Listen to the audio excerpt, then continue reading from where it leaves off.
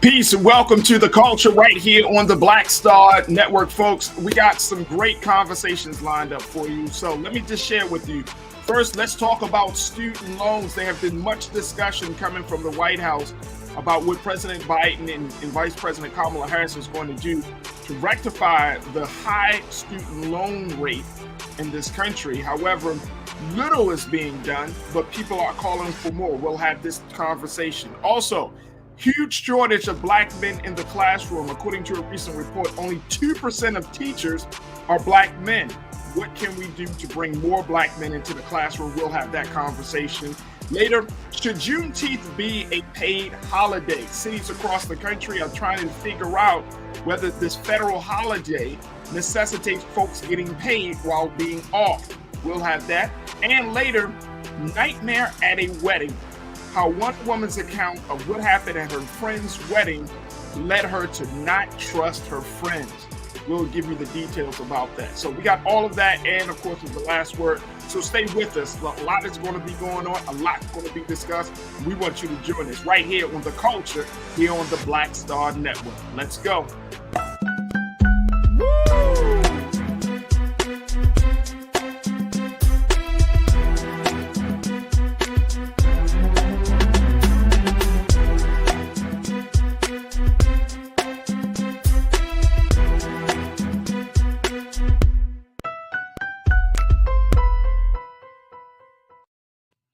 Folks, welcome to the show here on Friday, April the 22nd. I'm so happy that you're able to join us today. We got a lot of big conversations, so let's not delay the time and jump right in. First one up, let's talk about student loans. And I'm sure if you've been keeping up with what's happening coming out of the White House, the President Biden has said that he is going to move forward on getting at least 40,000 students to start breaking down repayment plans. Now, the big thing that has come out around student loans is that the extension to pay for student loans has been once again extended, this time all the way until August 31st. Now, this is the fourth extension since President Biden has been in office, and people are asking the question, Mr. President, what about loan forgiveness? What about completely erasing student loans? What about that $50,000 that people have been talking about? Now, there's some folks in the Democratic Party that are saying, Mr. President, okay, if we can't do 50,000, can we get to 10,000? And others are even attaching the student loan debt rate for Black students in particular as being a way to break the curse of generational poverty, and saying that if the president were to deal with the student loan situation, if he does loan forgiveness, if he erase a significant amount of student loans from people's records and help them to get back on their feet financially, that he would be doing a great service in closing the wealth gap in this country. We want to have this conversation with our culture crew. We are joined by young people, some young leaders who have been dealing with the issue of student loans. In a moment, we're going to be joined by Juneteeth Nkwafor, who is a diversity, equity, and inclusion specialist. We're also going to be joined by Shaquaya McKenzie, who is an educator and activist, and Oyen Adedoyin, who is a writer as well. So we're going to be joined by them in a little bit. But folks, let's start the conversation here in sharing where we are right now with this whole situation. I want to put up this quote, Keenan, about where we are, because the big conversation that we can see about this whole student loan situation is the fact that there are a number of colleges and universities that are looking forward to this.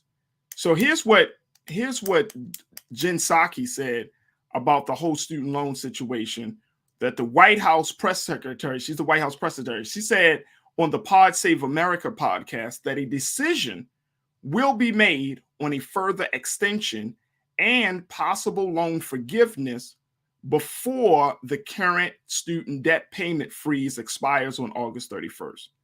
She also said that debt cancellation through executive action is still on the table. So she's saying that this idea of debt cancellation is still there, and that we're still going to, the White House is still trying to figure this out. I want to bring in my voices right now. Let's bring in Shaquaya. We have Owen, and as well as Juneteeth, and we thank them all for joining us, guys. What's your take on this whole conversation about student loans? First and foremost, I'm gonna start with you, Juneteeth, because this has become it's, and I want to say, and I don't, and Oyen, you can certainly correct me if I'm wrong about this, but it seems like the student loan conversation has become also a civil rights conversation. That there seems to be, more focus on student loans, particularly for Black and Brown students, because of the great burden that it has. What's your take on this, Juneteeth? I mean, everything seems to come back down to some level of civil rights.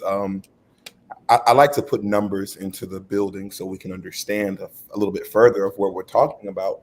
When you think about the median Black income, the Black household, it's about $30,000, give or take. And then when you look at the average student loan that a Black person carries, it's about $2,000. You see the disparity there in itself. It's unfortunate that when inflation caused student education prices to rise from the 70s, 80s, 90s, and now today, a lot of access to financial equity was still not in the building as it pertained to African Americans. And it just seems rather odd when, Jen Psaki says something along the lines of, it's still on the table. It just reminds me of that freedom that has been dangled in front of the face of Black people for eons, where it's like, it's so close, but it's not here. We see our government sending billions of dollars overseas to help laudable causes, but these causes have existed for decades, and a lot of which come from inequitable laws proposed by the same government. Yeah. I would agree with you. I think, Oyen, my tolerance around, big ticket items like this, especially big ticket items that have impacted Black people, my tolerance is very short. I'm noticing that, Oyen. I might have to go talk to my therapist about this, because it's like, just to Juneteeth's point, we'll get to it. And I don't know if the White House truly understands how serious and significant this move would be.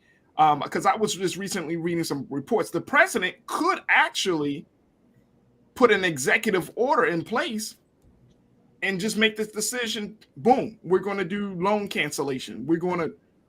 He could do that with the stroke of a pen.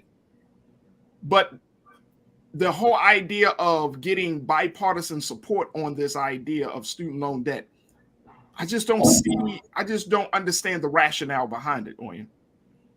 Yeah, no, the conversation about student loans has been going on forever. But when we look at the pandemic and we look at the decisions that are being made in regards to that, whether it's freezing student loan repayment or pausing it for a certain degree of time, students, especially those who are Black students and they are members of the Black community and they've graduated from college, they still feel burdened by these student loans. I did a story not too long ago for the Chronicle in about October, looking at a study that an organization called the Education Trust did, and they found that Black student borrowers are still paying off loans at a higher rate, and they're usually paying off more debt in comparison to white student borrowers. And looking at the numbers, Black borrowers and Black graduates, we know they don't make as much as white graduates. Right. There is that pay disparity there. So there's all these layers to it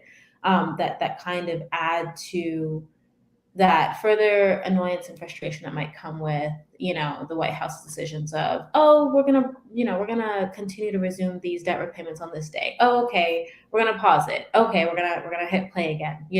There is an air of uncertainty amongst graduates and borrowers, where they're wondering, when is the anvil going to fall down on me, basically, like, and I'm going to have to repay all this money with interest that I might not have. So here's the other part about it, and I'm glad you brought that up, Oyen, because earlier this week the president announced that he was going to relieve the debt for 40,000 students, right? And people were saying, okay, and then he was like, yeah, I'm gonna come up with like a repayment plan, and it's like for 40,000 students. What have you been reading or have been coming across? What information have you been coming across in regards to what does this 40,000 student plan actually will do and what it looks like? What have you learned from that? Well, when it comes to kind of debt repayment plans, one of the biggest issues is access to them and qualifications. And so usually there's all these stipulations around what can you do as an individual to qualify for, whether it's like debt relief that can be adjusted based on your income, or okay, we can forgive a certain amount that you owe. It all goes into policies. So there's all these requirements that people need to fill, and sometimes even though what's being stated is okay, I'm going to relieve debt repayment for X amount of students with X amount, a lot of those people might not reap the benefits of that announcement because either they don't have access or they don't qualify for this particular program. So there's a lot of barriers within that when you're looking at announcements like that. So that still doesn't mean that he's going to completely wipe it away. No. It just means that he's going to structure the deals differently, so that way there wouldn't be as much interest, or there won't be as much a hardship on those students. Okay. Yeah. Go ahead. I'm sorry. Go ahead. Yeah, I mean, that's all I really have to say. I mean, it also has been proven due to reports that Black students are paying off debts decades later, in comparison to their white counterparts and other students. And so it is going to be interesting to see what other news rolls out when it comes to student debt repayment and student loan relief. And it seems like more organizations are listening up and kind of standing behind these students and saying, listen, maybe we should cancel these loans, signing petitions, banding together, creating reports around why this is something that should happen. Yeah. Shaquaya, when we look at, we had a conversation earlier this week with Sister Nkechi Taifa, who is, a scholar and a researcher, and she's been dealing with issues relating to Black women. And one of the big things that we talked about was the fact that Black women in particular have more debt than any other demographic, that Black women, and I'm speaking of in terms of student loans, Black women carry that burden more than any other demographic group. And I'm wondering to myself, like what needs to be done, do you think, for Black women to get to a place where they're not carrying that debt alone? Is it just government intervention, or does something else need to be done? I think there's a multifaceted solution, or there are multifaceted solutions to that issue. It's worth saying Black women make up the most in student aid loans because they make up the highest in terms of demographic. We're the largest demographic that attend and pursue and attain undergraduate and graduate degrees. And therefore, the more of us that go to school, the more loans we'll continue to have. And therefore, I think there needs to be more institutional aid through colleges, but also scholarships and grants locally directed through high school affiliated programs and or community-based programs that work with high school students and rising seniors, juniors, and seniors. I also think there needs to be a student loan forgiveness program specifically designed for minorities or Black women and people of color, should I say broadly, because Black women attain or pursue and attain more degrees, and therefore we burden or carry that burden of having debt related to our educational experiences. There needs to be a multifaceted approach in terms of how we are able to pay back our loans quicker based on income. Like, it needs to be a little different than the income-driven repayment plan. And I think this is relative, and not trying to make this a bigger picture, But when we consider the work that's being done around reparations now, I constantly think about how are we, or how is the commission that is working at the federal level to deduce what that proposal should be. I hope, and I'm questioning how is student aid going to be wrapped up into that. So I also think, as you were asking, Oyen, the question about where there are barriers with current repayment opportunities, you know, also Black women not only pursue, attain, and actually get more degrees than any other demographic in this country, but we also commit ourselves to public service more than any other demographic in this country. And public service loan forgiveness is something that the Biden administration has expanded. It is something that the criteria has shifted and is created more opportunities, but there are also many barriers.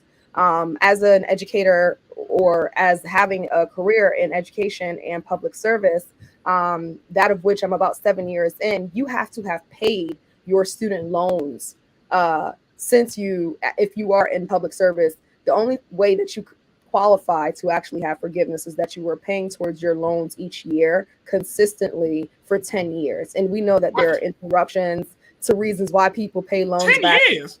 10 years, right? As like life doesn't change for you in 10 years. Right. And personally, I'm biased, right? In the sense that I've committed myself to public service for at least 5 years. I think I should have at least half of my loans forgiven, right? There should be some leniency with the public service forgiveness loan, in that it's not a commitment of just 10 years, because realistically, fields like teaching and serving in public service agencies, turnover and retention just does not even make that a possibility, right? It doesn't. The numbers show that people are not staying in these fields, and therefore probably won't qualify for this forgiveness. Well, let me just put it out to the panel. You know, here is another possible solution. I'm glad, Shaquay, that you brought that up, sis, that there needs to be a restructuring of that, because one of our watchers, Janelle, just said, hey, they need to fix the loan servicing program and the repayment interest rate, as well as the administration of the public service repayment programs. So all of that, and this is the intricacies of being a part of a system. When people say some level of, oh, there's systemic racism, systemic bias, that's the level of intricacies we're talking about. I mean, it's not just this one thing. It's like, oh, you need to fix the public service student loan program and you need to raise the wage, and you need to make sure that the time for people to repay their loans. I mean, because it's like a domino effect. You fix one thing, it still might not impact significantly something else. So it has to create a domino effect. Now, I came across this and I'm so happy that we have this chance to talk about it, because from the school side, one school in particular, Hampton University, which some would say the real HU. I know, because y'all all Morgan grads, so y'all not in that stuff. We're not even in the fight. We're not even in the conversation.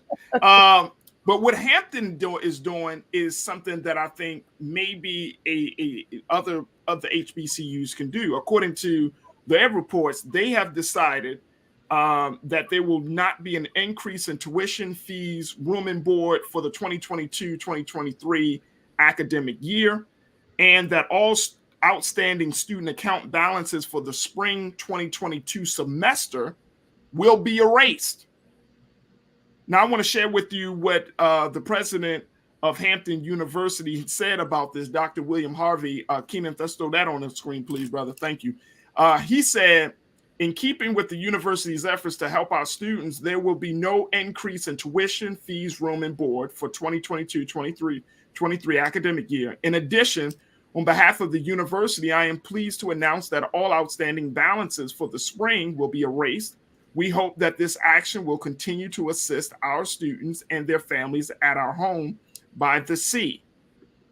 So, Sinedu, is this the step that HBCUs should start to take to help to relieve the debt for Black students? That's a difficult thing to answer, because in order to relieve debt, you have to have good money, a good amount of money in your purse in the first place.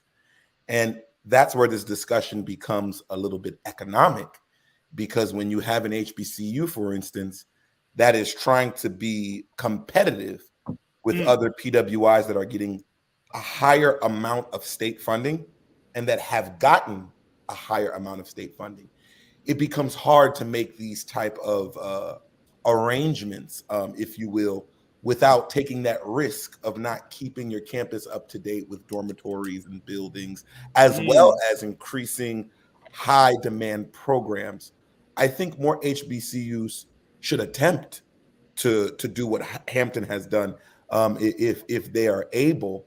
But what I can say is a good part of being more able to make these financial expenditures towards debt is a lot of the private sector folk who are making astronomical donations. You see Mackenzie Scott, I think, gave Morgan State $50 million. And when Right. things like that happens, those are what they're called unrestricted funds. Right. The school can do whatever they choose with that. Good point. Sometimes when the government fails to do what the government is supposed to do, this is a good time where a great citizens, private citizens, public citizens, whatever you want to call it, who have a large purse can actually make a difference by making nominal donations. So just in that point, Oyen, just in that point of, you having a major donor like a Mackenzie Scott, and I think that's a great point to bring up, Sinead, that if they offer you, that's money that is unaccounted for. That's like disposable income, right? And that you can help to relieve some of the debt and the burden. But I think, to Sinead's point, HBCUs are so strapped for cash for other issues that if you get a major donation like $50 million or $10 million, your first instinct is not going to always go to, oh, I'm going to just pay off everybody's student loan. We're going to just relieve their debt because we got the. Your first instinct is thinking about the infrastructure of the school, putting some money behind maybe your athletic programs to make them more appealing. It's going to be putting some money behind the campaign to get more students enrolled. I mean, you got so many other things on the plate, and that puts the HBCUs in a position where publicly it sounds good, but privately hard decisions are going to have to be made. Well, I mean, I think that's really excellent that you brought it up, and even to Sinead's point, I followed the Mackenzie Scott donations pretty closely, and something interesting that we found actually last year, towards the end of last year, when we were looking at CARES Act funding and COVID relief funding that was being funneled into HBCUs specifically by the government, a lot of HBCUs actually did do that. Farajii, to your point, they did say, you know what, we're going to wipe out student balances. We're going to do that. We're going to get these students across the line so they can graduate, because a lot of the things that we see at HBCUs is, you're serving predominantly Black students who do have financial needs. And so 70% or so of HBCU students qualify for the Pell Grant. And when you look at the only thing that's stopping a student from graduating is like an extra $100 or $200 balance on their account, then a lot of these institutions, including, for instance, Virginia State, they spent around $1.5 million paying off the debts of approximately like 1,200 students, which was a significant portion of their enrollment, because they had about 5,400 students or so, and this was last year in the fall. And so you look at a lot of institutions that followed along. We saw a big trend of that last year. It's going to be interesting to see what happens when those federal dollars run out. And when we look at the unrestricted funds that Mackenzie Scott gave to a slew of HBCUs and other kind of minority serving institutions, a lot of institutions did different things with that funding, but one of the main commonalities we saw was towards their endowment. And so the first decision that a lot of institutions made was, we're going to put this money into an endowment where it can grow. But it's a tough choice as an institution. Do we serve students directly? Do we put this money in like forward-facing ways where people can see, oh, all of my balances have been cleared, or do we invest in infrastructure? Do we invest in dormitories? Do we, make our classes better, try to attract more better professors and better equipment? It's a very tough thing when you're looking at underserved and underinvested institutions such as HBCUs. And let me tell you, so it's an even tougher thing when you look at the fact that Black students in particular are coming out of these, schools of higher learning, and they're contributing. The three of you are contributing members of society: writer, educator, working in the area of diversity and inclusion. I mean, contributing members of society, and at the same time, you and all of us, including me, we carry this debt, and it's not fair. I mean, look, let me just break down the numbers as we wrap up this part of the conversation. 86.6% of Black students borrow federal loans to attend 4-year colleges, compared to only 59.9% of white students. So yeah, I mean, the issue is so much bigger to Black and brown students, because we're the ones that are impacted the most, and it's so significant. The last point that we're going to bring up is that Black students, according to the Brookings Institution, Black students with a bachelor's degree owe $7,400 more student debt on average upon graduation than white grads. So the disparity continues to grow. I mean, even as you matriculate through your freshman to your senior year, the disparity continues to grow. And again, if Black students are coming out of these schools, adding to society, using their talent and their brilliance, then the government has a duty to ensure that their talent and brilliance will be supported and not broken because of the debt, because of slavery, which is called debt. Debt is slavery. Mm-hmm. It's slavery. It doesn't make you feel good. You wake up with it and you go to sleep with it. That is slavery. And so we have to push hard on this administration, because we can't talk about what's going to happen come November. We can't talk about what's going to happen in 2024. We have to push hard on this administration to make something significant and real happen for Black and brown students in this country, because we're carrying the expectations of a people, and we're carrying the debt of a country. And that's just not fair. That's not fair at all. All right, folks, we're going to take a quick pause. When we come back, we're going to shift gears. Let's talk about another educational issue. There's a shortage of Black male teachers in the classroom. Small number of Black male teachers are actually present. So what can we do to bring Black men into the schools? We'll have that conversation with Oyin Adedoyin, Shinedu, and Shaquaya. So stay with us. That conversation is coming up next on The Culture here on the Black Star Network.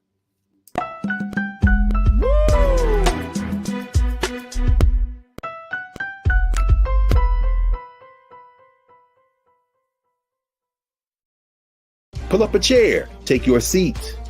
The Black Tape with me, Dr. Greg Carr, here on the Black Star Network. Every week, we'll take a deeper dive into the world we're living in. Join the conversation only on the Black Star Network. Don't you think it's time to get wealthy? I'm Deborah Owens, America's Wealth Coach, and my new show on the Black Star Network focuses on the things your financial advisor or bank isn't telling you. So watch Get Wealthy on the Black Star Network.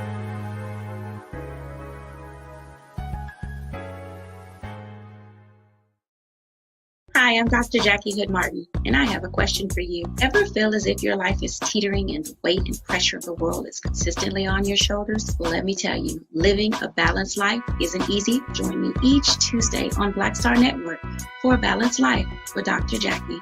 We'll laugh together, cry together, pull ourselves together, and cheer each other on. So join me for new shows each Tuesday on Black Star Network, A Balanced Life with Dr. Jackie.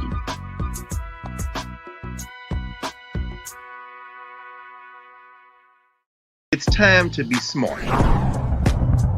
Roland Martin's doing this every day. Oh, no punches! Thank you, Roland Martin, for always giving voice to the issues. Look for Roland Martin in the whirlwind, to quote Marcus Garvey again. The video looks phenomenal, so I'm really excited to see it on my big screen. Support this man, Black Media. He makes sure that our stories are told. See, this difference between Black Star Network and Black-owned media and something like CNN. I got to defer to the brilliance of Dr. Carr and to the brilliance of the Black Star Network. I am rolling with Rolling all the way. Honored to be on a show that you own. A black man owns the show. Folks, Black Star Network is here. I'm real revolutionary right now. Rolling was amazing on there. Stay black. I love y'all. I can't commend you enough about this platform that you've created for us to be able to share who we are, what we're doing in the world, and the impact that we're having. Let's be smart. Bring your eyeballs home. You can't be Black-owned media and be scared. You dig?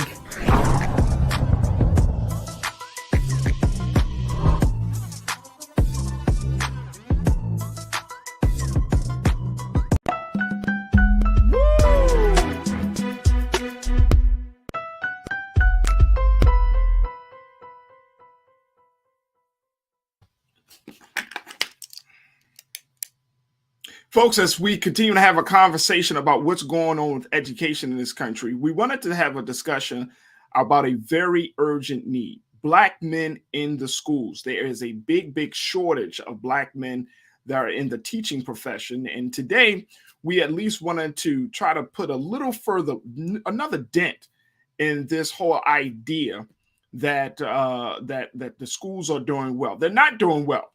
Because why? Black men aren't present. Here to join us for this discussion is Oyen Adedoyin, who has written a piece about this, talking about the Black male shortage. And we're also joined by culture crew members, Shaquaya McKenzie, who is an educator and activist, as well as Shanedu Nkwafor, who is a diversity, inclusion, and equity specialist. So let's go to your piece, Oyen, on this, because you're saying that, and if I'm correct me if I'm wrong, in your piece, you talk about there are only about 2% of teachers across the United States are actually Black men. Yeah, and so the statistic is pretty fascinating. 7% of teachers are, and we're talking K through 12, not non-colleges and universities, but 7% of K through 12 teachers are Black, period. And then 2% are Black men. So you see a huge discrepancy. And there's a variety of factors that contribute to that, from the lack of pay that a lot of teachers see to just representation in general in the teaching field. When you think of teachers, a lot of men, particularly Black men, think of white and women. And so they don't think and see themselves in that position. So what has been one of the big reasons why we don't see Black men in the classroom? Well, I mean, there's a variety of reasons why. One of those things is, according to a study that I cited from Donors Choose, which is an advocacy organization, one of the things that's interesting when we look at men and women and when they choose to go into teaching is that women will decide very early on in their education. So maybe like middle school, elementary school even. Whereas when we look at men who decide to go into teaching, they kind of shift gears in college. And so I actually spoke to a Black teacher in Alabama, and his name is Willie, and he was saying that he decided to shift gears. He wanted to be a historian or go into history, and he decided to become a teacher. But that wasn't until about late high school, early college that he made the decision. And so if you're making that decision later, there's just less likely to see an amount in that field. And the second deterrent is, of course, money. And so that's money to get into these programs and money to continue staying there, especially when the entry level salaries aren't particularly attractive. Yeah, because in your piece you said that the average cost the average pay for teachers is about $45,000, and I think you attribute that to the National Education of America. National Education Association. Excuse me. Yep. So that's national data that carried and ranged salaries from all over the U.S. entry level. So that's about less than 2 years of experience. That's what the average teacher is. And can we just put it on? Can we just say put it on the record? That's still not enough. I mean, that's not enough because of the great work that teachers do. So we already know that part, but that's just not enough in terms of a living wage in some of these cities. I mean, if you're talking about I mean, even in Baltimore, 45,000 might be okay if you're by yourself. Yeah. But if you got a family to feed, then your partner, your spouse is going to need to chip in a little bit with that. Yeah, we were just and then let's talk about Philly, Dallas, Houston, Miami, Los Angeles. I mean, where the cost of living is already high. So what have you found to be one of the ways that the National Education Association and other educational institutions are trying to try to bring Black men into the classroom? So we've been seeing a rise in certain programs at colleges that are aimed at Black male teachers, specifically aimed at drawing them in. And one of the programs that I highlighted in my piece was the MALE program, so MALE at Alabama A&M. Because the interesting thing that the study also showed was that even though there's such a small amount of Black male teachers teaching in the classroom, they have such a profound effect on students. On average, Black men spend more time with students. They spend more time out of the classroom mentoring students. And even Black male teachers who graduated from HBCUs spend even more time, about 4 hours more on average, outside of the classroom, just mentoring and catering to students. So with all of this extra assistance that they're giving to students, a lot of these states are starting to pay attention, state governments. And so the program out of Alabama A&M, for instance, is a state-funded program that launched in 2020. And so they've seen about 20 teachers so far come through their program. And so they're aiming for even more.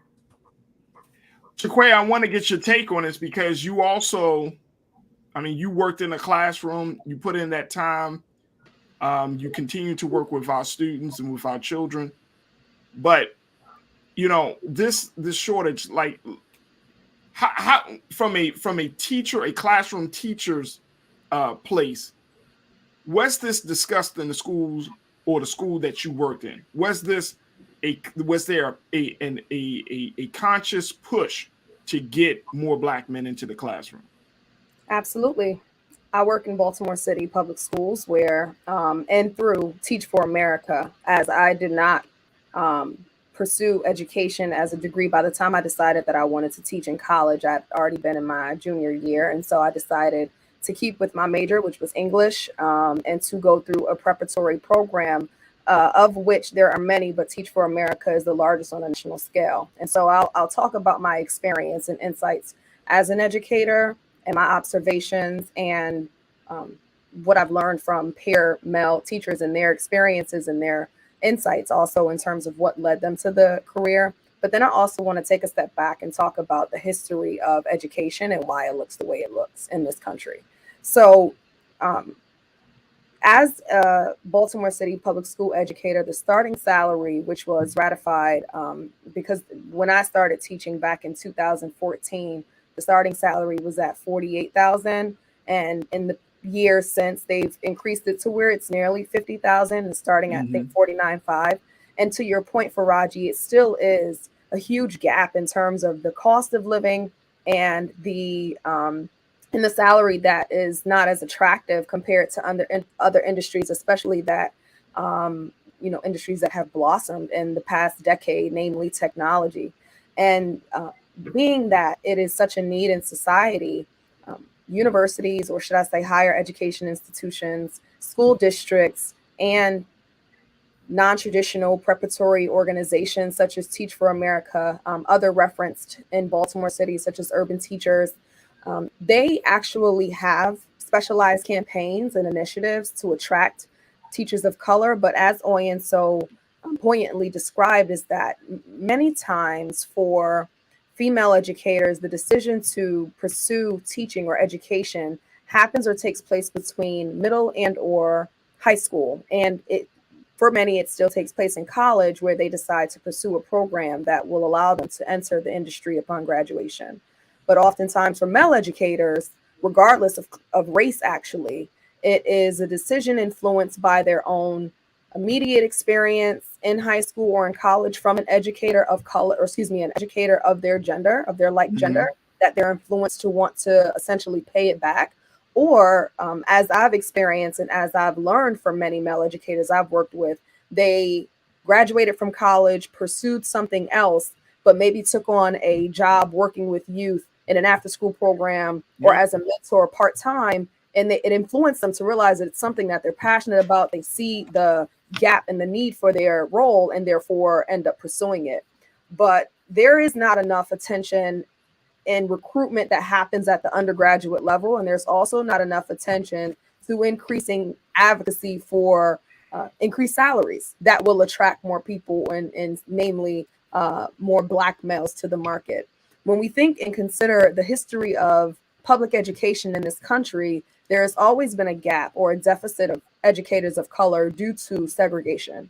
And therefore, what took place after segregation in terms of progressive strides made for more fair and equal education it's been grassroots in terms of looking at what's being done for students, but it's not been comprehensive in the approach to think about, well, who's doing what for student, who is, or what do we need to do to attract who our students or who the growing demographic of the majority of students in this country looks like. How do we bring more teachers of color into the classroom? That is, as of late, I believe, and I don't know if my perception is short-sighted because I came into the industry about 10 years ago, but that is when I started to see a more voluminous, mainstream conversation about the lack of educators of color in the classroom and what can be done to attract more. But it boils down to the money. It boils down to recruitment in undergraduate programs or in community programs where you do see more male leaders or mentors or influencers, and bringing them into a accord in terms of what their impact is and what preparation looks like to be an educator. But then there's also the barrier of once you graduate, let's say you go through an education program in college, there's still the barrier that exists that you oftentimes have to get a higher degree in order to make the amount of money that you like, which, as we were just talking about, requires you to accrue more debt. And or there is a certification program you have to go through that takes more time and more money. And if you don't have immediate contacts in school districts and non-traditional preparatory organizations, it's something that is just a deterrent naturally, to have to go alone. So there is a need, there are solutions, but I think the barrier, as is the case with many public service agencies, is that they just don't offer the benefits are okay. Don't get me wrong. The insurance is great, but they don't offer the salary that is attractive enough or attractive enough for male educators. And so, Juneteeth, if they're having a recruitment problem, and it is interesting now that you for the work that you do as a diversity and equity and inclusion specialist, that you're trying to make sure that places are including those who have often been marginalized, right? So what do school systems need to do to recruit Black men? Is it raise the pay? Is it help Black men to see that if they as an educator, as a teacher, they are giving back to the community, so they kind of pitch that side of it, that you're going to have that level of community service? Is it just love for empowering students with knowledge? Like how do schools go about doing it? I think this is a very, very loaded question, a very loaded discussion. And I think Shaquaya put it very poignantly, but I'll say this because I'm not a teacher, but I do come from a teacher in my family. What I have noticed is something very interesting. A wise man once said that we don't have guidance counselors, we have misguidance counselors. What I find interesting when it comes to grade school level, there has been this push for just STEM. STEM seems to be the only sexy topic, for lack of better words, that is, pushed out of the schools, pushed out of our community. And I'll just speak with our community as one point of reference. And the thing is, we know that STEM is pushed simply because STEM may give you the access to better finances to change the life of your family and your community. So this is why, for me, I think it's not just only pay. because pay is part of it. But being a teacher has to also be respectable again. And with it being respectable, and with teaching being a respectable profession, this is my personal opinion, I think we might need to go back to the days where we educated one another, where that was important. Because I'm curious to know what is the percentage of that 2% that are of the Black teachers that are actually teaching in areas with a high number of quote unquote at-risk African-American youth. I would like to see those numbers as well. And when we're not educating ourselves, you don't get to look up to that teacher that looks like you, that you can relate to. Yeah. You can be in the city of Baltimore and have a teacher that has no relation to your background, your culture, your community. So with community dynamics, if you will, as a community, it's about time we talk about teaching and how it's important. And if your child says, I like teaching and I want to be a teacher, you don't nudge him or her and say, oh no, be an engineer, because that child can become an engineer and be this rich person working for all these huge multinationals. And then they'll have kids that are taught by nobody that looks like them. I'd like to offer an interesting counter to what you said, Juneteeth. Okay, sister. I think that for as long as we can remember in our own temporal, whatever our relative perception is of a teacher based on whether the worst teacher we've ever had or the best teacher we've ever had, there is this glowing regard for the position of a teacher. And I love that you have, essentially preposition that we need to regard the regality, the significance of teaching again. But in my opinion, we need to make teaching sexy. We need to make teaching more relatable. And when I say sexy, I don't mean inappropriate, but in a sense that it is an honor to be able to impart, to internalize knowledge yourself to a degree where you're comfortable imparting it in a personalized fashion. And that is what students of color need, right? There's a lot of terminology in the field, differentiation, culturally responsive pedagogy, culturally responsive teaching. These are all social emotional learning. These are all relative to the humanistic development of each student. And I think that many times when people of color specifically regard their educational experiences, they're turned off because they have that white teacher in mind, or they have that bad teacher in mind, rather than thinking about the special role that personal connection plays, and which is the foundation and the fundamental brick of how one connects to education, is the connection they feel to the person imparting a lesson. And I want teaching to be, when I say sexy, I don't mean it in the provocative sense. I just mean it in the sense that it's something we aspire to, right? Sports is sexy. Music is sexy because it makes us feel free. It makes us feel creative.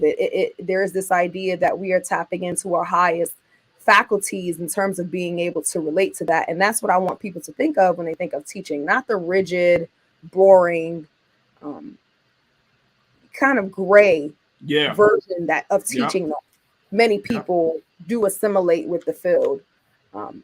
I think, personally speaking, I think when they think of it, one thing that I was drawn to in being a teacher, or why I decided to become a teacher, because I wanted to pursue law when I went to college. I was not convinced at all to teach, but I started working in after school programs, and there was a connection that I made. I learned very quickly I could influence a kid much quicker than their teacher could, because there was a certain level of connection they felt, or we felt, with one another. And there was not this, as I said before, rigid fashion of there being an imparting or, an authoritative sense of teaching, but this, I created or cultivated relationships where I saw myself in students and therefore carried myself and imparted or projected onto them the best.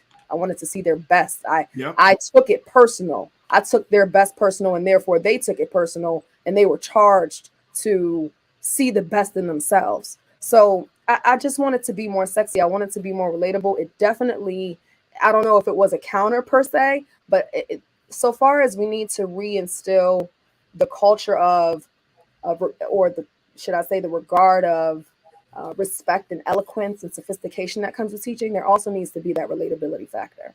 Absolutely. And I think, Oyen, one of the big things that you mentioned in your piece, in your article, you said that any child that has one Black teacher, by the time they get to the 3rd grade, they have a 13% chance of going to college. If they have 2 Black teachers by the time they get to the 3rd grade, they have a 32% or 33% chance of going to college. So I think that is what, to Shaquaya's point, you're talking about. That's the power, that having that presence. I'm happy that I can say that my son has had a phenomenal Black teacher, Black male teacher, and he loves him. Like, he loves Mr. Hotwood, you know, and I love him too, because he didn't play any games with my son. He didn't coddle my son. He showed him the type of love that I would say, oh, okay, all right. So he gets a certain type of love from me, and then Mr. Hotwood continue. And I don't even talk to the man that much. So I'm just like, I love it. But I think that that's an interesting point, that the power of Black male teachers is the ability to take Black students to the next level. To have that type of influence is absolutely amazing. Yeah, I couldn't agree more. It kind of reminds me a lot of my experience even as a student at a HBCU. You know, I'd always been studious and very energetic about education, but I'd only ever had white teachers. And so going to an HBCU, going to a place with teachers who looked just like me and who, you know, took it personally, like was so eloquently said earlier, my successes, you know, my failures, my doubts. It was just more of a holistic experience in general for a student to feel taken care of that way in an educational space if they haven't felt that before. Yeah, absolutely. Keena, let's throw this statistic up there, this stat, folks. Take a look at this, because this came again from the National Education Association. Since 2014, ethnic and racial minorities make up more than half of the student population in U.S. public schools, yet about 80% of teachers are white and 77% of them are female. People of color make up about 20% of teachers. A mere 2% are Black men. So we're really at a I would say at a crossroads in this country. Either Black men come into the classroom and empower Black students and brown students and white students and take the graduation rate up, or we can keep going down this road, Shaquaya, Juneteeth, and Oyen, and see our educational system fall apart or not be as strong as it could be because Black men aren't there. My hope is, and Oyen, you tell me if this is something that, you know, is this something that we need to place in the hands of the Biden and Harris administration, or do we need to start looking within ourselves to say, you know what, we're going to have to step up as a people, as a community, to start doing better? I think what we're seeing is it's something that maybe hasn't quite reached the federal level yet, but it's definitely a state level responsibility, as it seems. You know, the state governments and state allocations financially seem to be taking steps towards making this more of a priority, but there need to be more states that are putting and setting the benchmark higher for Black male teachers specifically. And it has to be specific and it has to be intentional in order to see this number change. Absolutely. Janae checked in, one of our loyal watchers, says, yes, sensationalize the teaching field because it's been dwindling over the years, and we are the only ones who are going to inspire us, aka Dr. Greg Carr. Big shout out to Dr. Greg Carr. He makes learning so much fun. When you listen to him, he makes history so much fun, man. Big shout out to my big brother. Jay Nell checked in and said, that's right. Until this nation gives education the respect it deserves, especially by giving it priority in our budget, it won't be considered honorable. The GOP is hating on expertise.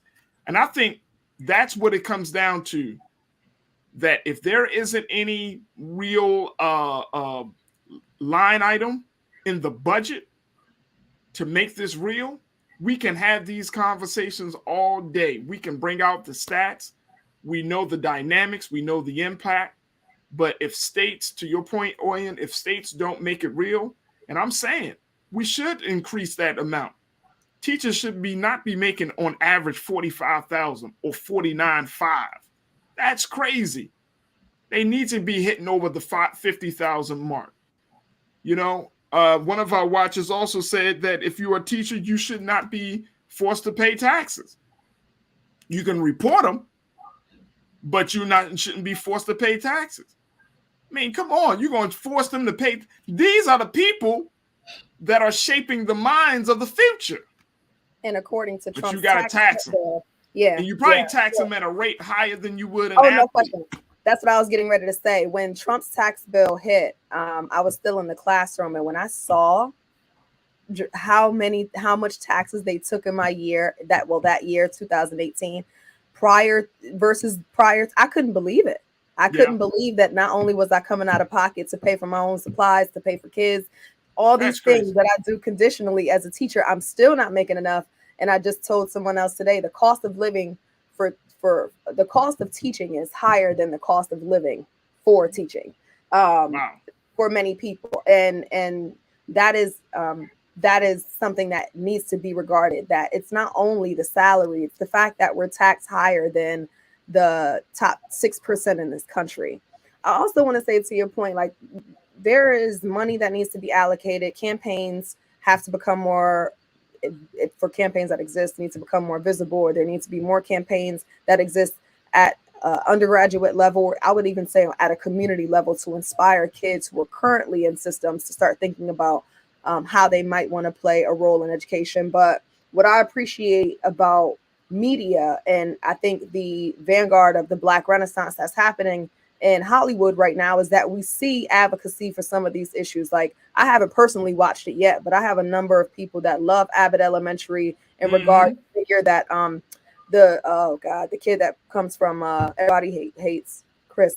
I can't remember his name, but I know exactly what you're talking about. Yeah, right. He plays a Black teacher in the show, and clearly there was some episode or his figure on the show makes clear the dramatic role that Black teachers have. I mean, we had Hanging with Mr. Cooper. I think that pop culture plays a big role in influencing the minds of people, influencing the minds of Black educators or those who could become Black educators.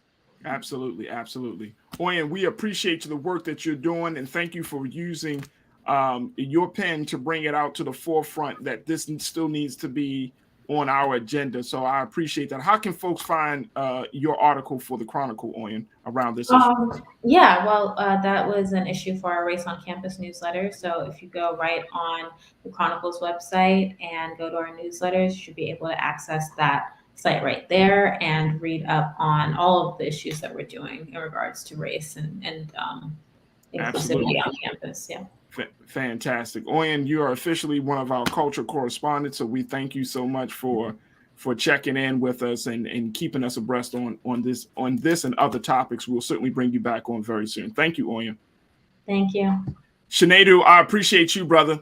Thank you so much for your insight, and God willing, we'll be checking back in with you sometime next week. Thank you so kindly. Absolutely. Folks, stick around. Shaquay is going to stick around. We're going to continue the conversation as we talk about teacher pay. Let's talk about getting paid in general. The next discussion, should Juneteenth be a paid holiday? It's already been made a federal holiday by President Biden last year. Now cities and states across the country are discussing whether the holiday to mark the end of chattel slavery, should it be a paid holiday? What are your thoughts? We'll have that conversation. And also, let's talk about a crazy scenario, crazy situation, a nightmare wedding that started off beautiful, then went left very, very quick. We'll give you the details of that. So stay with us. Those conversations are coming up next here on The Culture, right here on the Black Star Network.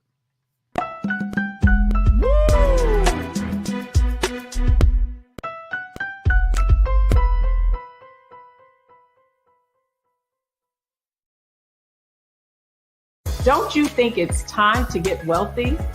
I'm Deborah Owens, America's Wealth Coach, and my new show on the Black Star Network focuses on the things your financial advisor or bank isn't telling you. So watch Get Wealthy on the Black Star Network.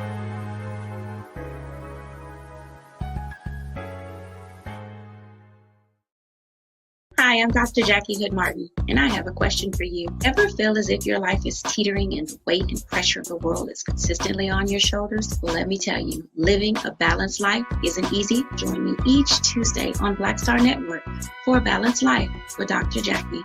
We'll laugh together, cry together, pull ourselves together, and cheer each other on. So join me for new shows each Tuesday on Black Star Network, A Balanced Life with Dr. Jackie.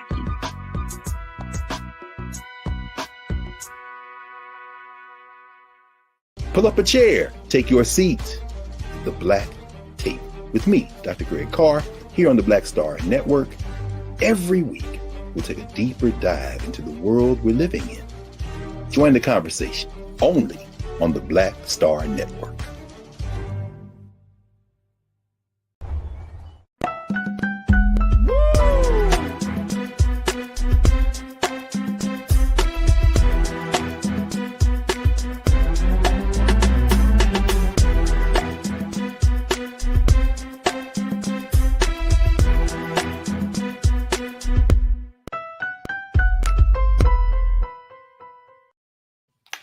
Folks, welcome back to the second hour of today's show. Man, oh man, I really enjoy having these discussions with my culture crew, with our culture correspondent, Oyinetta Oyin, as we talked a little bit about what's going on with student loans and, of course, talking about the shortage of Black male teachers in the classroom. Check out the first hour. If you missed it, definitely go back to the replay and check it out, because we would love for you to hear what was discussed. So much that we dropped in those conversations. But now, we want to move forward and have a discussion about Juneteenth.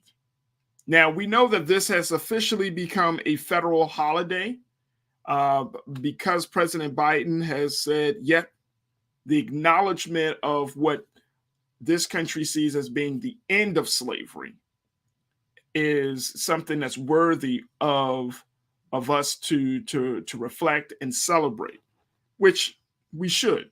We absolutely should. But now there is a much deeper discussion that's happening in state houses and in city halls across this country about whether Juneteenth should be a paid holiday. Let me just break it down for you. Keenan, let's show the cities that are taking a look at this idea. 49 states, while at least 49 states and Washington, D.C. recognize Juneteenth as a holiday, really, folks, only a handful have made it a paid observance for their state. Now, Georgia is the latest state to join Texas, New York, Virginia, Washington, and Illinois in this legislative move. So we only have a handful of states that are looking at it. Now, also, along with the state of Georgia being added to that list, New York City, the big city, they are looking at having Juneteenth as a paid holiday.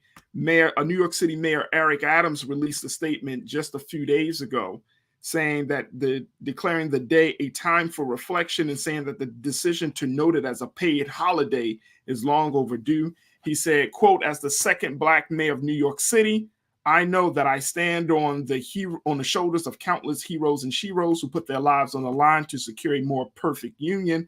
Now is the time for me to do a small part and recognize one of our nation's greatest wrongs." He said that people across the country, all races, nationalities, and religions unite on this day to truthfully acknowledge the stain of slavery and celebrate the countless contributions of Black Americans. It's time for our city to finally do what's right and officially designate Juneteenth as a city holiday. So he's looking to do that. Nashville Mayor John Cooper promises to sign an executive order recognizing Juneteenth as a paid city holiday for city workers, including non-civil servants. That was scheduled to happen yesterday. So cities are starting to look at it. And I'm just posing a question, should Juneteenth be a paid holiday? Let's bring back culture crew member Shaquaya McKenzie, who is an activist and an educator and future lawyer. Shaquaya, this is a conversation. I think a really, this is something that I think is worthy of discussion, and I think a lot of cities are trying to figure out both the financial impact, the legal impact, and the cultural impact, which is why I think they're having these conversations in April to get prepared for what can happen on June 19th, 2022. Agreed. We know that the considerations in terms of the fiscal impact on government agencies, in addition to corporate entities, needs to be surveyed. But it is without question that if we can observe the date that most people believe this country symbolically became a country, which is the 4th of July, there absolutely should be consideration given to Juneteenth, because we have to acknowledge that it is the mistake of patriotic propaganda to have painted the idea that the Civil War ended in 1863, right? Yeah. But we have to acknowledge that the original sin of this country carried on despite what the majority, or what I should say, the Union win symbolized for the fight for the Civil War. And it took 2 years for that to be recognized fully and wholly with the freeing of slaves or enslaved people. I think that it's a popular opinion. I don't think there's anyone that would turn down another paid holiday, whether racist or not, right? And so Right. I think that the popularity of the decision is going to help move it along. But I question that what is going to accompany the decision, if this is just going to be another excuse, essentially to use our capitalist habits to spend money and just have, symbolic gestures. I think Yeah. last year or the year before last that members of the Senate showed up in dashiki. Oh my God! It was last year. It was last year. Yeah, so like we don't need that. Look, Shaquay, that left the Shaquay. That left the. Not only did it tarnish the favorability and respectability for some of those members who may not necessarily have the full buy-in from the Black community, but it tarnished what the holiday represents, right? It tarnished that which could be more properly received, I think, or more popularly received and fondly received by people who may not have known what Juneteenth was, or may not be immediately favorable to it being recognized as a holiday, regardless of, opinion for it. So I just hope that we can carry the holiday with dignity, that we as a community of Black people and as Pan-African peoples, because it's not just relative to the, freeing of African slaves. It's a Pan-African experience that should be celebrated. But I do think that it has to be treated with care and with dignity and with meaningful celebration. Yeah, I would agree with you wholeheartedly. I mean, one is there has to be. I think that we have to first ask ourselves as a people and as a community, and as a nation within a nation in this country, how we want to have this day to be celebrated. Because to your point, I think that it can go left very quickly in terms of the level of exploitation of the day. You know what I mean? I'll never forget. I'm a Boondocks fan. Remember the show The Boondocks, Shaquille? Of course. Boondocks, one of the most satirical, funniest cartoons. Creatively right? genius. Yes. Creatively genius. Big shout out to Aaron McGruder on Boondocks, right? But I remember they had this episode of Dr. King. Mm-hmm. They was talking about Dr. King had lived his assassination, has outlived the assassination attempt, that he would come back years later. One of the classic episodes. And in this episode, it talked about how Dr. King would come back to a whole different world and how we would celebrate him. He would be absolutely appalled. Mm-hmm. Because, he would have, there was a scene where this older Dr. King was approached to come to an MLK Day party. He heard it on the radio. He come and celebrate MLK. And it was just like, that's what happens to our history. That it gets commercialized. It gets homogenized. It gets exploited. Like, it becomes this other thing. And you brought up what we saw last year from House Speaker Nancy Pelosi and others, you know, donning the dashikis. And I'm just like, whoa, wait a minute. Hold up. Doing the dashiki thing, you know, getting down on one knee. And it's like, wait a minute. Hold up. That's too much. It's too much. I think there has to be a way, and I know there is a way, Shaquille, that we can recognize pivotal holidays or pivotal moments in anybody's struggle, in anybody's history, in a very respectful way. There is a way to do it. Like, if the Irish community of this country say, y'all are diminishing the power of St. Patrick's Day, we want you to celebrate St. Patrick's Day like this, then it would be a different conversation. Black people, we don't say that. We don't say, hey, this is an important day in our history, therefore, we don't need Juneteenth sales, Juneteenth parties, you know what I mean? Get free, you know, this Juneteenth, get a free cup of coffee from Starbucks or Dunkin' Donuts. Like, we don't need that. There is a way that government, people, the way the culture can celebrate these milestones in our history, where there's some actual learning and reflection, and there's some actual, you know, understanding of the struggle of a people that is still trying to make a way for themselves. Right. Still trying to repair that which was harmed through a caste system that systemically still exists in many facets of society. And to that regard, I think there needs to be community, school, government, and when we talk about culture, we're oftentimes gleaning or reflecting on that which is propagated through media, right? Or music. And that's what I mean, visual arts, music, the arts, and media. There needs to be a comprehensive approach. Oftentimes, I think most people understand holidays or understand how best to celebrate holidays through school. So I would put that on the front, that there needs to be, the Department of Education needs to commission a committee on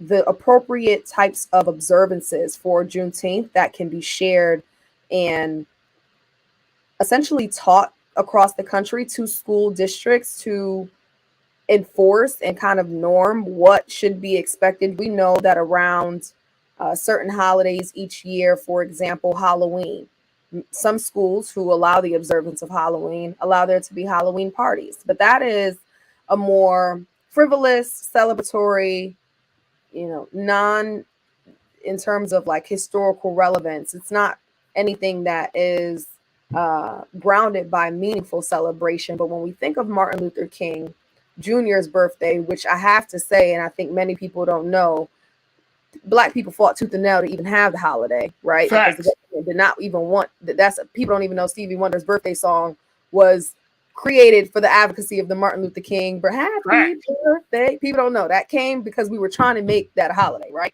And when we got that holiday, we created parades. We started government commissions to be able to norm educational observances and practices in terms of how we would like for Martin Luther King to be honored. And I love your Boondocks reference because it's hilarious and it's truthful in terms of very truthful and how we exploit holidays as a capitalistic society. And I think that, you know, there's really no way around exploitation, whether it becomes a paid holiday or not. We've already seen exploitation as of last year.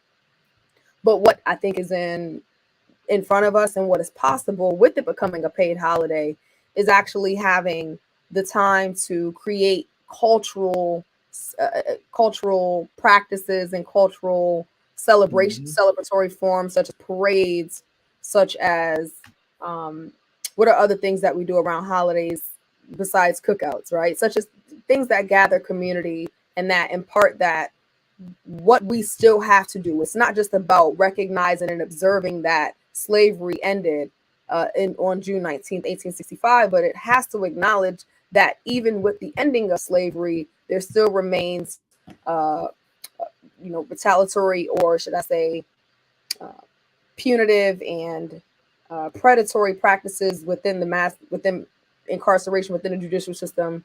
There's still, as we can name all of the inequities as a legacy of slavery, but that's what we should focus on. What is the legacy of slavery, and how are we chomping at the bit to ensure that we get to a more just and equal society? And I'm seeing, and it's like we're having this conversation, right? And one of our watchers, he's, they put out, you got to be stuck on stupid talking about a holiday while this administration is giving every other groups billions of dollars. And when you put it in that type of context, it's like, Juneteenth should be a reparations. It should be if you're talking about chattel slavery, and I'm very intentional about using that term, folks. So it's not just about slavery, because I just said debt is slavery. So we're under debt. So we're still enslaved. But chattel slavery is our people being in chains. But when you're talking about chattel slavery, there should be there is no stop, there is no pause and reflect moment in our history where we talk about, where we can have a real conversation. And like you just said, Shaquille, a real conversation about reparations, a real conversation about what is owed to Black people that undergone chattel slavery. Like, what better day? You know what I mean? There should be a day, at least. And I know we have Black History Month, but that's celebrating contributions. That's certainly talking about the trials and tribulations. But a lot of times that's used to celebrate the contributions that Black people that we've made in the society to the culture. Correct. But there hasn't been a day where we can have a very, very honest, open conversation about what happened to us during the transatlantic slave trade. Agreed. And Juneteenth should be used. And that's why I said, Shaquan, we set the precedence as Black people. We set the precedence of how we should celebrate that day. Yes, we should get the time off. Yes, we should get paid for it because we're still contributing members of society. We still add to the economy of this country.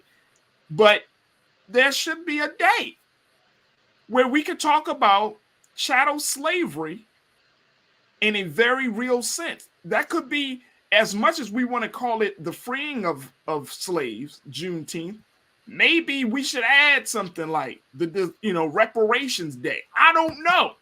I'm just saying that has to be a much further push. I don't want to see Black people having cookouts on Juneteenth.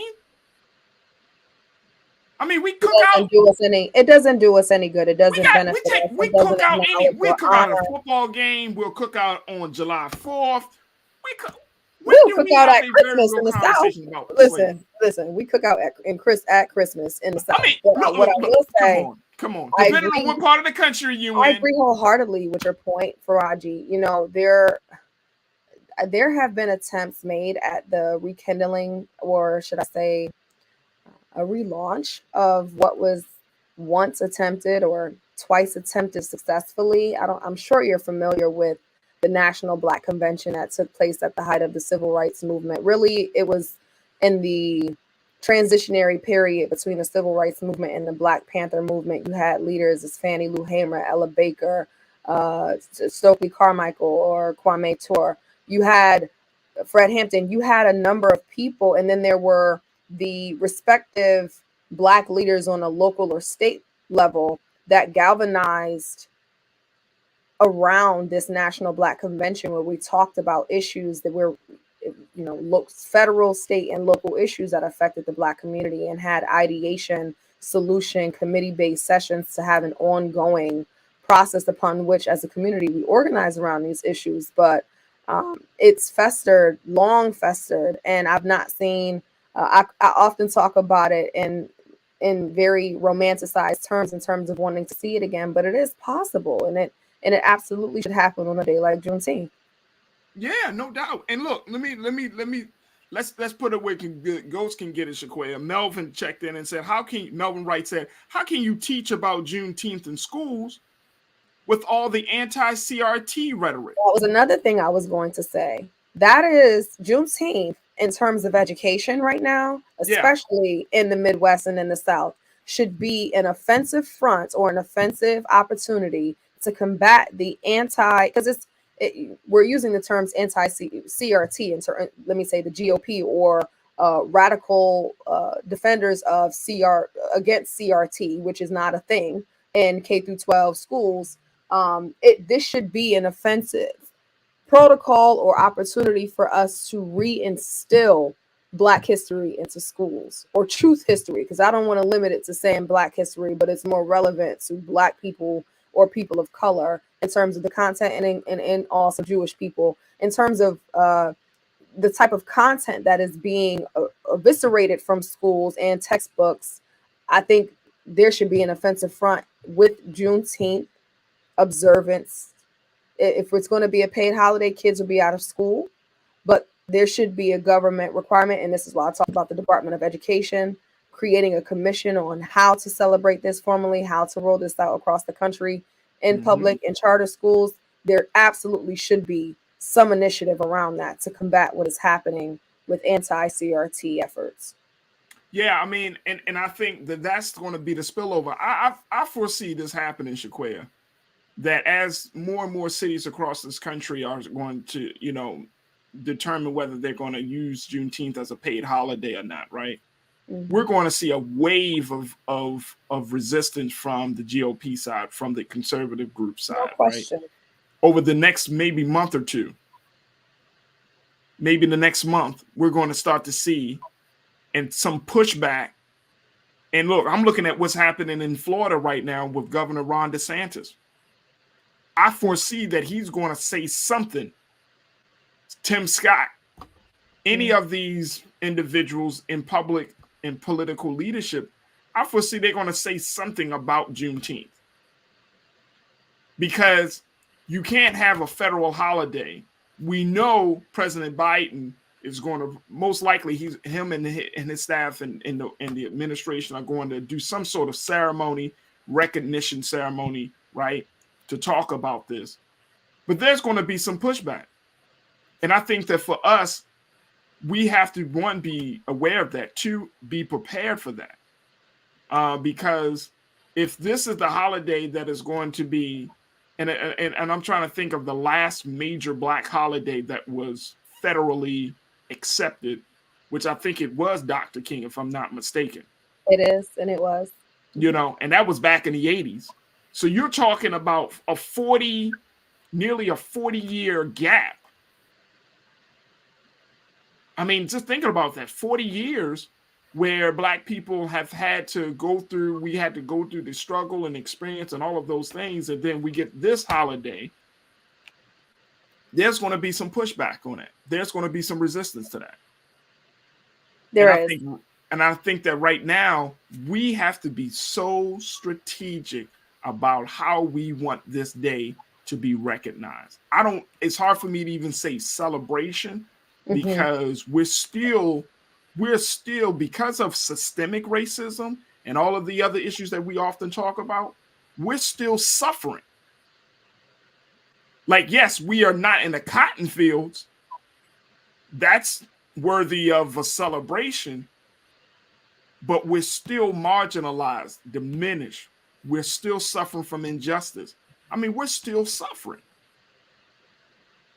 So it's going to be interesting to see how this plays out. And I hope that cities across this country, mayors and governors and states across this country start to say, okay, this is worthy. And I hope the Juneteenth celebrations that folks plan to have is not just about feeling good. Mm-hmm. Black people, we always find a way to feel good. This is one of the things about our culture. We will make a reason to feel good. Today is Friday. Let's have a party. It's the weekend. Let's have a party. It's sunny outside. You know what I'm saying? Let's have a party. I'm not into that anymore. Personally, I'm just not in that space.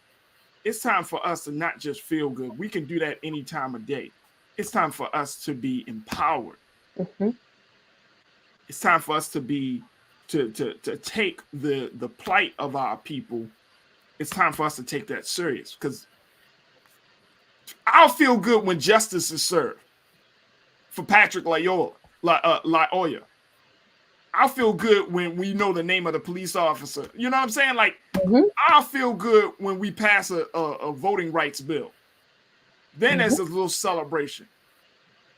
I can't feel good just because we finally recognizing something that should have already been recognized. Yeah, I'll feel good when red lighting is reversed. I'll feel good when we are told to go to the polls, that something legitimately, significantly, substantially will happen that will change the quality of life for Black and brown people in this country. I'll feel good. I don't even throw in that we change the quality of thinking of white people in this country. I'll feel good when the whole purpose and outcome of Brown versus Board of Education is actualized, and no matter what zip code you live in, you have the allocation of resources you need to be able to pursue a life of quality. Right. So let's hold the celebration for then. A lot of our people still don't know about Juneteenth, Shaquaya.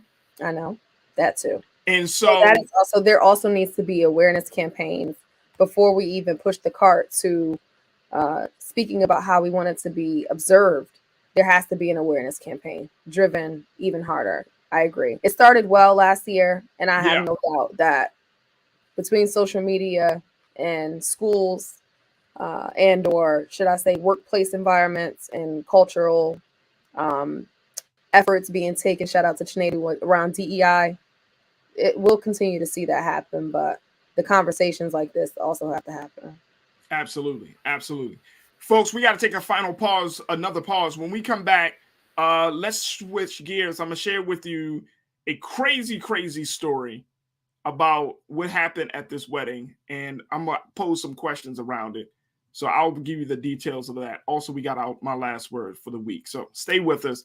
Those things are coming up next on The Culture right here on the Black Star Network.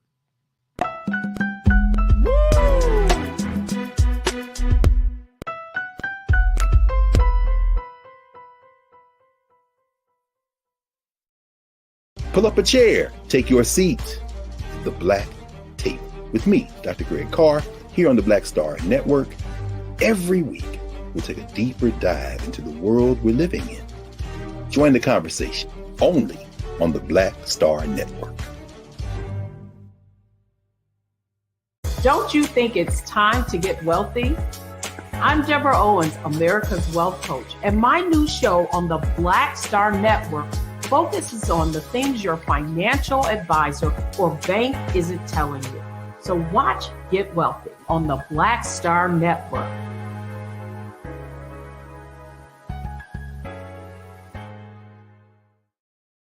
Hi, I'm Dr. Jackie Hood Martin, and I have a question for you. Ever feel as if your life is teetering and the weight and pressure of the world is consistently on your shoulders? Well, let me tell you, living a balanced life isn't easy. Join me each Tuesday on Black Star Network for A Balanced Life with Dr. Jackie.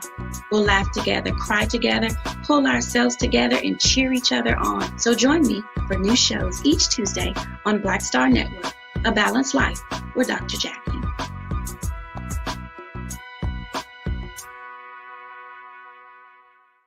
It's time to be smart.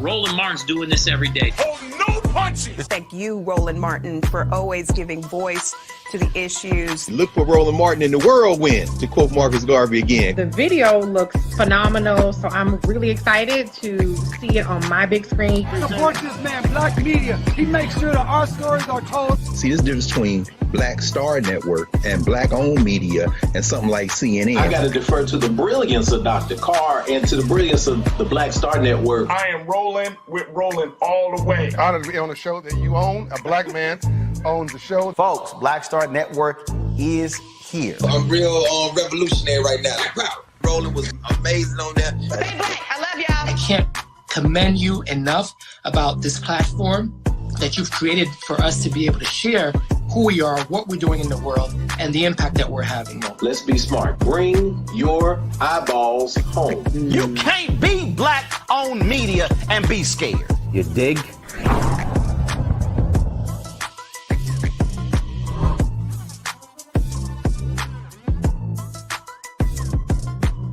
It's time to be smart. When we control our institutions, we win.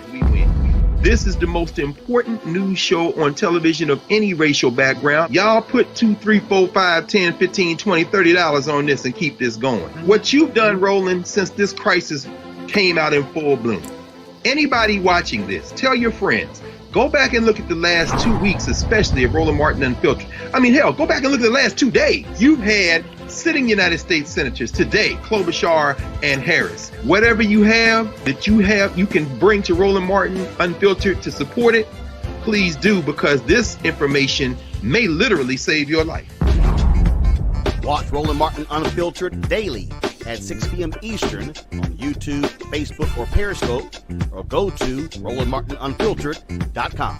Support the Roland Martin Unfiltered Daily Digital Show by going to RolandMartinUnfiltered.com. Our goal is to get 20,000 of our fans contributing $50 each for the whole year. You can make this possible. RolandMartinUnfiltered.com.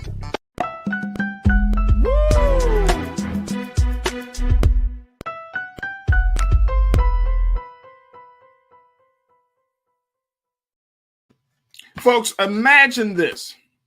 A friend of yours, or really a colleague, has invited you to her wedding. Now, you know this colleague because you guys have, work in the same circles. You are a business owner. She's a business owner. And, you like her. You trust her. And when she invites you to the wedding, you feel honored.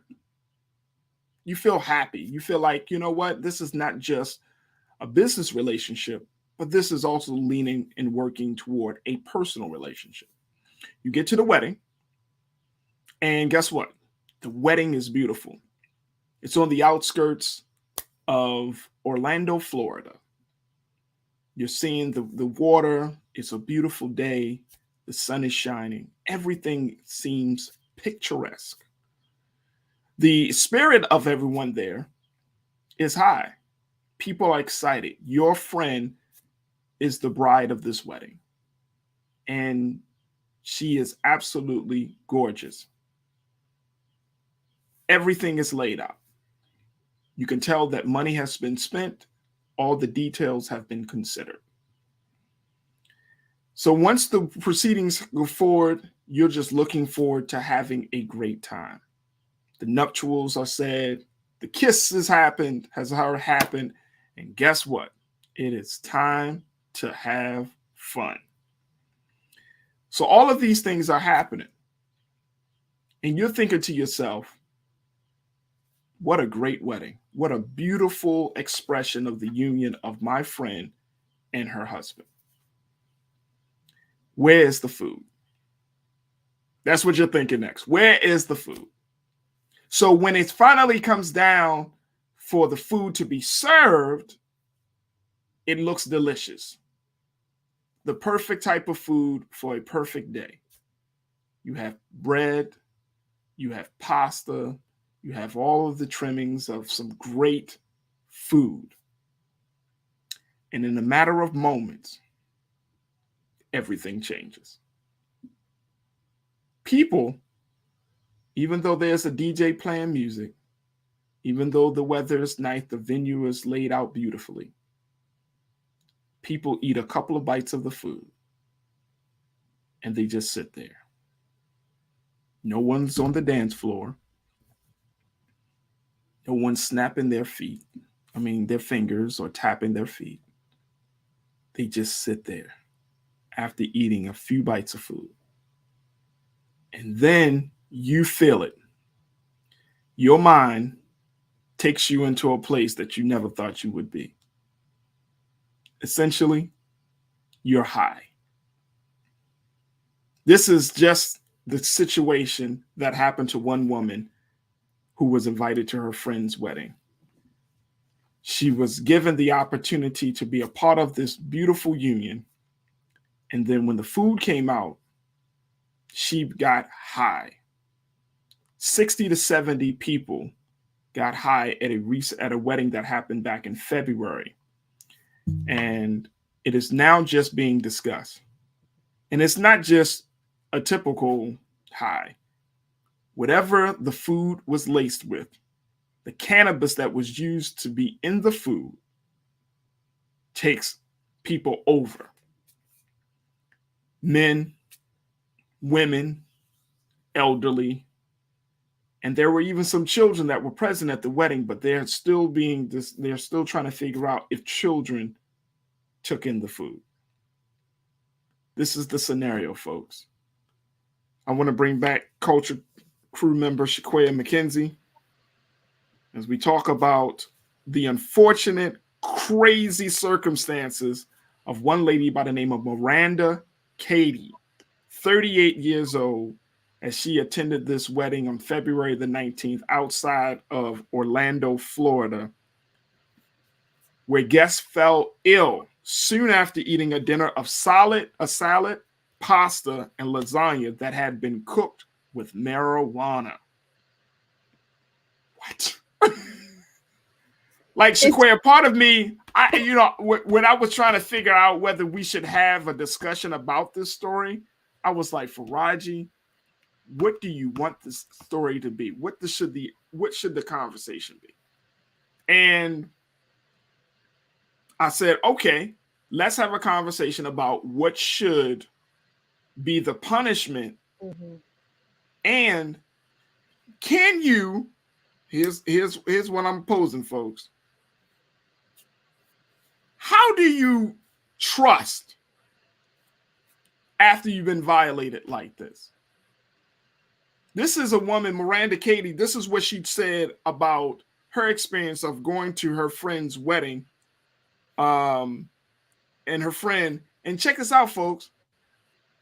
The fact that the food was laced with marijuana, the bride knew. And she conspired with the caterer. All these folks at the wedding, this was the wedding of a white woman. And she conspired with the caterer, who was a black woman, to lace the food with marijuana.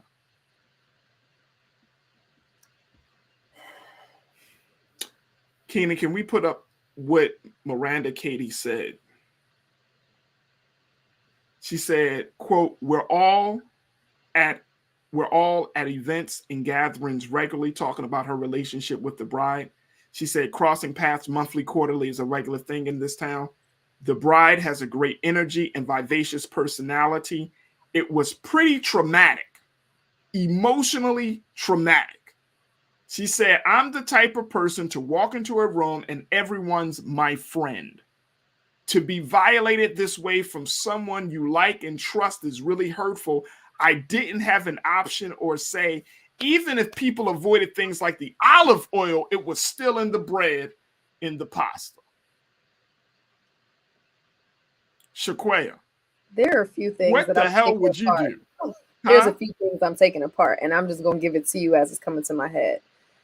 If it was this potent, nobody tasted it, that's one. Two, back up for a second. Talking about punishment and consequences. If the bride requested this order from the caterer, I do not think the caterer should be held responsible. Though I understand the statute of tampering with a federal one scheduled drug carries up to a maximum of 30 years in prison. It doesn't matter who did it, who commissioned who to do it, who paid who to do it. It was done. by the Black woman.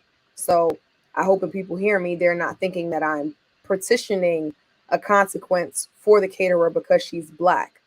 I am just thinking of the conditional responsibility that lays at the feet of those who invited the guest to have this meal and have this experience, which is interesting for me. The bride was arrested, but not the husband. So that indicates that the bride conspired in her mind.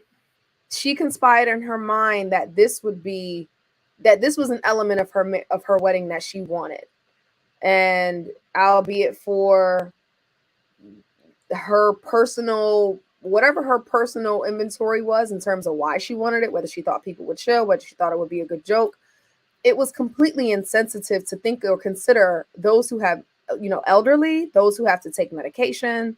Hopefully the children didn't digest the weed-laced food, but it's just unfortunate that something that otherwise, I think if you put it online, it's just a running joke because weed, in the sense that it's so culturally acceptable. Right. There's this idea that there's no big deal, but when you smoke weed versus when you ingest weed, and depending on the type of weed it is, it can be a very extreme experience. People, weed does alter your heart rate. There can be, depending on the strain of weed, there can be hallucinogens, certainly paranoia, and anxiety. And so check this out, and Shaquaya, to that point, like, I think you hit the nail on the head, because that's one of the reasons why I was like, okay, how should we have this conversation? Because marijuana, cannabis, is so culturally acceptable right now. We've talked about that, right? We're literally talking about a substance that is being discussed to be legal in this country, which may be soon, right? But the fact of the matter is, I didn't see this story as a cannabis story as much as it is about trust and the violation of trust. Agreed. I think it is. You know what I'm saying? Yeah, suppose it wasn't cannabis, but something much more severe. Could have been some sort of LSD. Right. You know what I'm saying? Or something more topically acceptable, like ibuprofen, but I still don't want someone crushing up ibuprofen in my food and giving it to me without telling me. Giving it to me, for one, without me knowing. Right. And then for two, I mean, you got 60 to 70 people at this wedding. Like I said, men, women, elderly, and children. You putting this, I mean, you cooking the lasagna, the salad got it. She said the olive oil every element, every part of the menu. No, it was a completely infused meal. Completely infused with cannabis. And it's like, what were this caterer and this bride, what the hell were you thinking? I question if the caterer asked if the guests would know. Presumably, if I'm a caterer and a bride commissions me to be the vendor for her wedding, and she specifically requests an infused meal, it is my assumption that she has the waived rights of her guest. It is incumbent upon me to check, but it is my assumption, right? Because it's such a bizarre request to make a meal for 70 people at a wedding for it to be infused. One, that's not cheap. And two, I would assume that there is agreement to this, or that it is okay. And it just is, it's just wrong. On behalf of the guest, I'd like to assume it's okay for me to say they'll never be attending any of her events again if she is not sent to prison. Right. She's facing jail time. Definitely. But I think that it will invoke in them, respectfully, paranoia and or skepticism about other large events they would attend, which is just not fair because it's trauma, So, and that's the other part about it. Like, and I know some people might push back on this. Potlucks.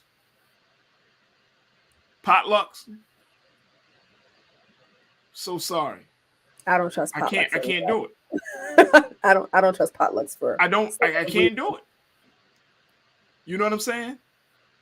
Like, I'm at a point right now because my body is the way my body is set up, Shaquaya,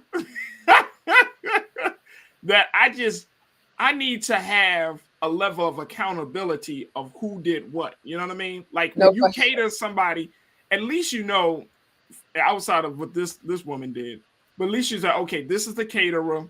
If I have a problem, I have somebody that's going to be held accountable for it, right? Because I tasted the food came from the caterer, she's the caterer. Right. Potluck, you don't know. I don't know. And I think that's the thing. Like, this will make me so paranoid that I couldn't even trust a friend inviting me over to a small dinner. I would be like, no, I can't do that. I can't do it. Farajii, what happened? But no. It's such a rare and, bizarre occasion. I'd hope people don't take this story to lace their concerns. Rightfully, you should be skeptical about, as you said, Farajii, unless you can truly identify where the food source is coming from. If you're not attending a restaurant, you know where it's coming from, the kitchen directly. There's grounds to be skeptical of all of it, but I hope it doesn't lace people's concerns too much, because I've never heard of anything like this prior to this. I've never heard of it. Matter of fact, the reason that this story comes up is simply because yesterday, the woman, the bride, and the caterer were charged. They were charged yesterday with delivering marijuana and tampering with guest food, along with the misdemeanor of culpable negligence. Culpable negligence. Break that for. I want you to. I know what you know. I know you know what that term means, Shaquaya. So that means that they knew, right? You intentionally put people in harm's way and did not care to. So culpable negligence is, in short, doing harm intentionally without providing recess or occasion for the person upon which you are intending harm against to have an opportunity not to be harmed. Right. So it is, and by neglect, it's also indicating that there could have been more serious outcomes of the situation in terms or related to people's health, and you were not concerned with that, right? You neglected the well-being of people that were supposed to be in your care, so far as it relates to being your guest. And so, right. So okay. So you knew. Now, here's the thing: the tampering charge alone, according to the documents, is a felony with a maximum penalty of up to 30 years in prison for each woman. Now, I don't think they're going to get 30 years, right? But that is a serious penalty. I did not know. I mean, I've heard of food tampering, but I didn't know it carried. I didn't either. Up to 30 years in prison. I mean, can you imagine being in prison for food tampering, and you might be in prison longer than murderers, or longer, just as long as a rapist? Because is this tampering? I wonder if it applies to roofies or to drug-induced. It probably. Well. And so my question would be, Shaquaya, do you think that is too severe for a situation like this, or is that just what these women should be facing? I think it's the sentence window, and the maximum of that is severe. I think that if neither one of them should have, especially if they don't have prior misdemeanors or felonies, they absolutely should not get 30 years in prison.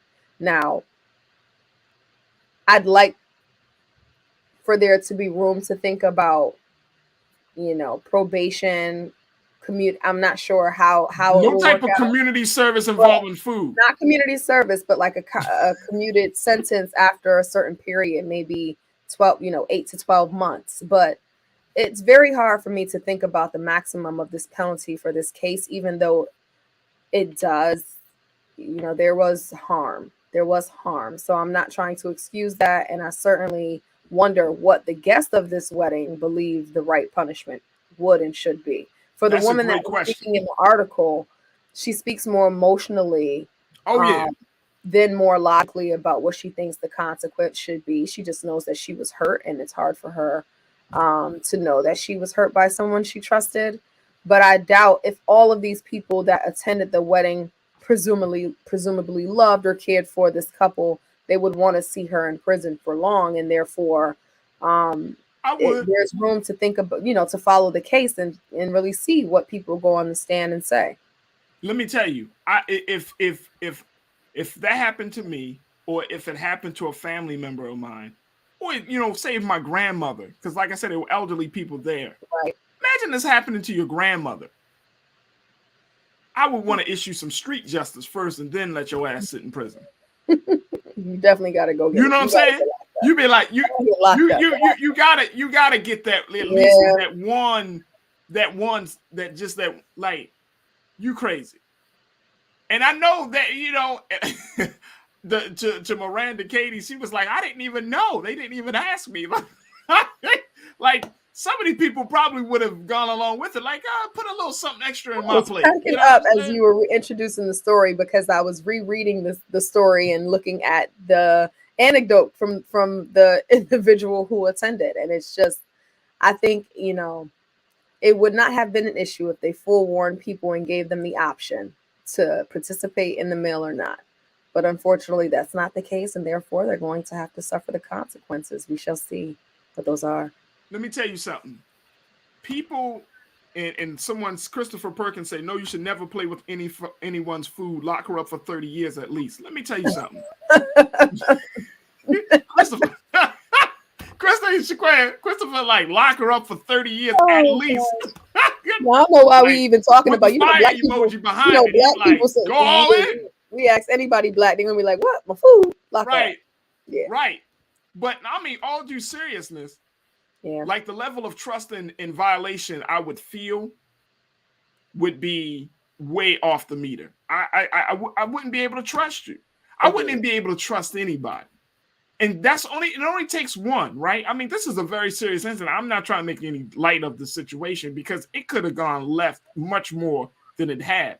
But I would not be able to trust people. I know I wouldn't. I'd be like, I went to a wedding thinking one thing, and I come back hot. Look, the lady Miranda Katie said that she felt like she was literally about to die. That's how serious it was. She must not have been a cannabis user, because she's like, she felt literally like she was about to die. So much so that she posted on her phone, she left a message in case I died, somebody can know what was going on. Mm-hmm. I mean, that's serious. Yeah.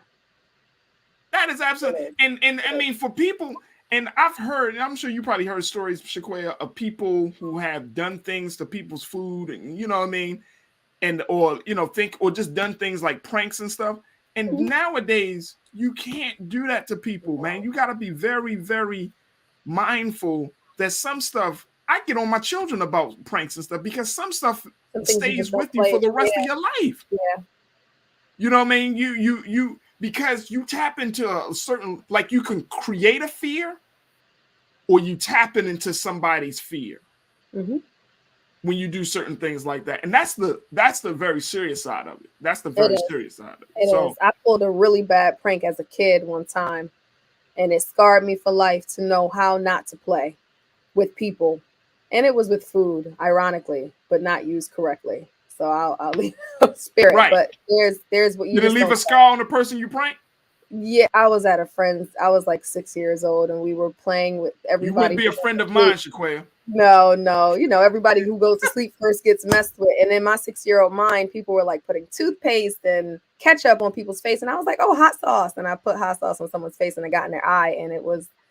Yeah, no, we don't play with people's food. We don't play with food on people. We don't. I was 6. Don't judge me. I was 6. Oh, we would not have been friends. No. The girl no. Even 30 years later, I'd be like, her in years, but you'd be like, hey, so we cool? Sorry, like, Dominique. Never cool, If you're watching this, my bad, Dominique. You know it was. I was 6. It wasn't there. I was not there. But you don't play with people's food. You don't. All right, so. I hope Miranda Katie and all those folks that went to the wedding of this lady, of this bride, really find. I mean, seriously, I hope they are all right. But more importantly, don't lace people's food with cannabis. I think that should be I feel like that should be pretty obvious. But I just want to make sure that for any watcher out there, don't lace anybody's food with cannabis. Yeah, no, it's just don't do those things. Don't lace people's food with nothing other than flavor and good seasoning. That's all I'm gonna say. Shaquaya, I appreciate you. Always appreciate you, Shaquaya McKenzie, who is an activist, educator, and future attorney. Thank you so much for being so good for the culture. Thanks for having me. Absolutely. All right, folks, I did not get an opportunity to share with you my last word, but I will just simply say, let's not take our foot off the gas just yet. We got so many things that are happening, and the conversations that we've actually had over this past week have been phenomenal. I'm still inspired by the lovely sisters, Lena and Erin Bowman from Sister Sweets, talking about youth entrepreneurship. I'm still inspired by that. And so there are so many things that we're doing right now that we can be a part of, but more importantly, things that you should know to not get comfortable. Don't get comfortable with where you are and what you're doing. You and I trust and believe. I ask myself every day, what can I do better? What can I do more of? And so I encourage you to do the same thing. So thank you so much for tuning in. As always, of course, Black Star Network, we need your support. So log on to our website at blackstarnetwork.com. Support us, Black-owned media, unlike any other Black media that you've come across. We are certainly unapologetic and unfiltered, and we need your support. So go to blackstarnetwork.com, download the app for free, and show your love to Black-owned media. All right, folks, stay tuned. Up next is my big brother, Brother Roland Martin, with Roland Martin Unfiltered, 6 p.m. Eastern Standard Time. As always, never be afraid to challenge what's wrong. Stand for what's right while being yourself in the process. God willing, we'll talk to each other on Monday. Monday, we got a great show for you. We got to talk about some of the latest audio coming out of Washington, D.C., where Kevin McCarthy has been heard saying that Donald Trump is sorry, feels somewhat responsible for what happened on January the 6th. We want to talk about when big things like this happen and they stay concealed, the impact that it has on the American people. I want to have that conversation on Monday. So that's coming up. But as always, enjoy your weekend, enjoy your family time, and God willing, we'll reconnect on Monday. As always, never be afraid to challenge what's wrong, stand for what's right while being yourself in the process. God willing, we'll talk Monday for another exciting edition of The Culture here on the Black Star Network. Peace.